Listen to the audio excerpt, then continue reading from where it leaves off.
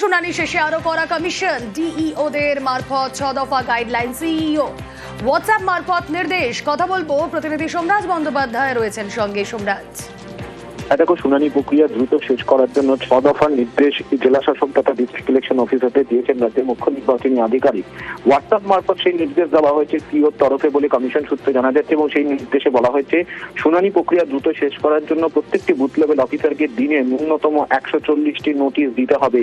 শুধু তাই নয়, আগামী 2 থেকে 3 দিনের মধ্যেই যাতে সব নোটিশ দেওয়ার কাজ শেষ করা যায় সেটা নিশ্চিত করতে হবে। এছাড়াও বলা হয়েছে যে শুনানির ডকুমেন্ট আপলোড করতে প্রচুর সময় নিচ্ছেন ইআরও এইআরও। 20 লক্ষ শুনানি হয়ে গেল, এখনো পর্যন্ত 10 লক্ষ শুনানির ডকুমেন্ট আপলোড করা হয়েছে। দ্রুত বাকি ডকুমেন্ট আপলোড করার নির্দেশ দেওয়া হয়েছে। এছাড়াও বলা হয়েছে শুনানির নোটিশ যে ভোটারকে দেওয়া হচ্ছে সেই তথ্য বিএলও অ্যাপে আপলোড করতে হবে বিএলওদের।